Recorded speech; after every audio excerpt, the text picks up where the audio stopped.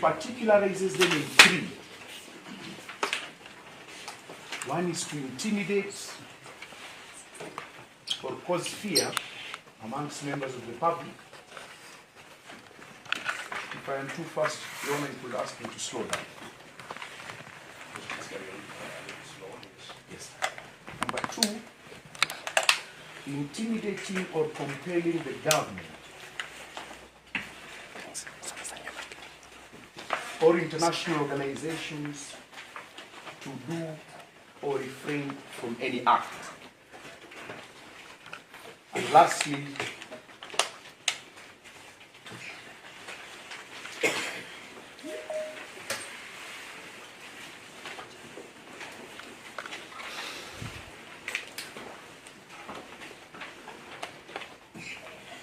destabilizing religious, political, constitutional, economic, or social institutions.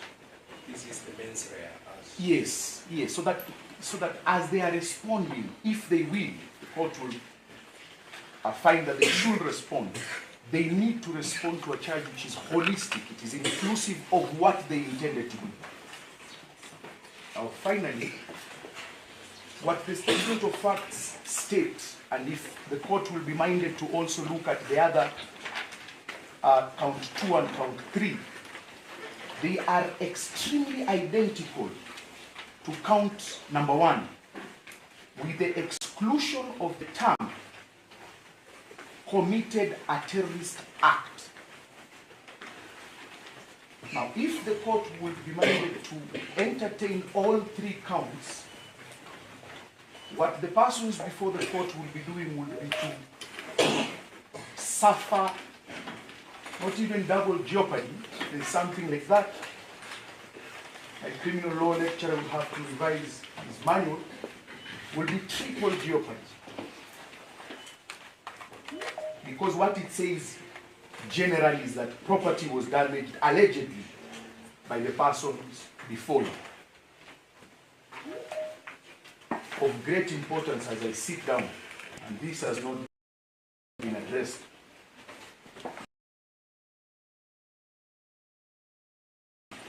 it cannot be possible to commit acts under Porter when Article 37 exists. And the court will take judicial notice that in the charge sheet fold squarely on a date that Article 37 was applicable. And that being the case,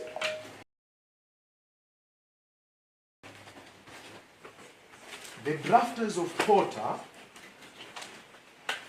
would have stopped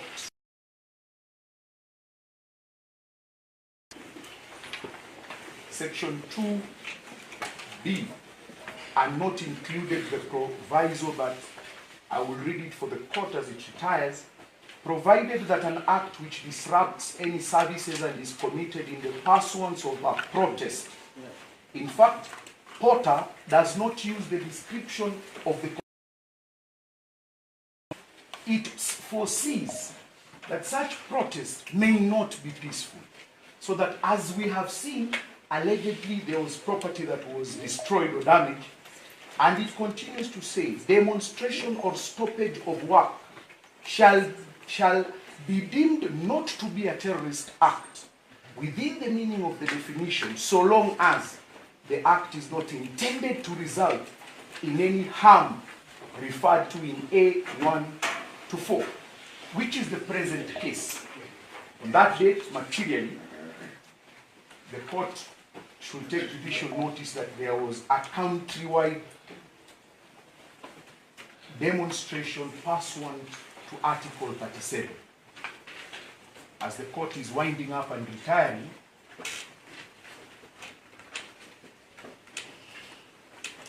Your Honor, we all come from different backgrounds and we all have things we do in life. I was once told by my grandmother that even a mortician has rights. For instance, those who work in mortuaries or places or funeral homes may picket and demonstrate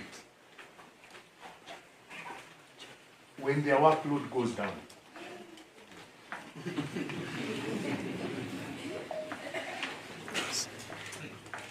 What I mean is that when the mortality rate of Kenyans go down, Kenyans are not dying.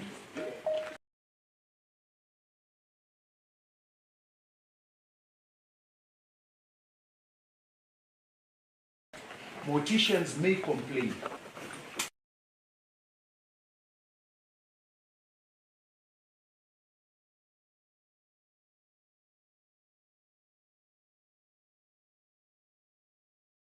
The work of the Director of Public Prosecution is not an easy one.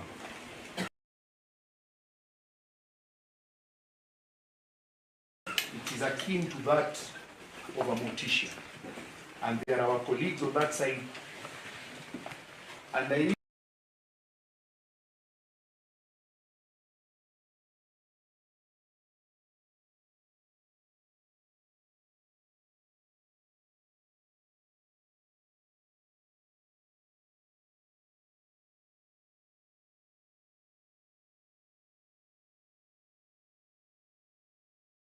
any person who was urged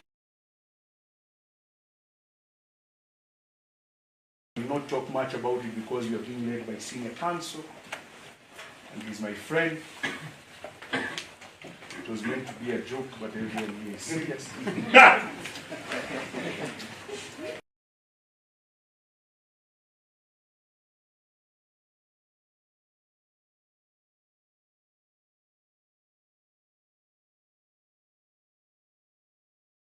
Today, the persons before this court will be persons who are intended to be charged, but tomorrow they may be our heroes. I urge this court as it retires with the utmost humility, because now I'm like the EPP, I mean it.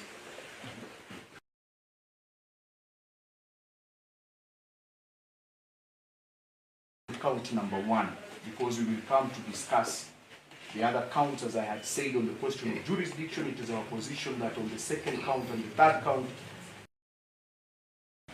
jurisdiction to deal with this matter under the CPC as section 71. So these alleged offences were not committed within the precincts. Other courts which can deal. I know the DPP is itching to say that the Kikuyu court is not functioning. But there is another court nearby which can handle.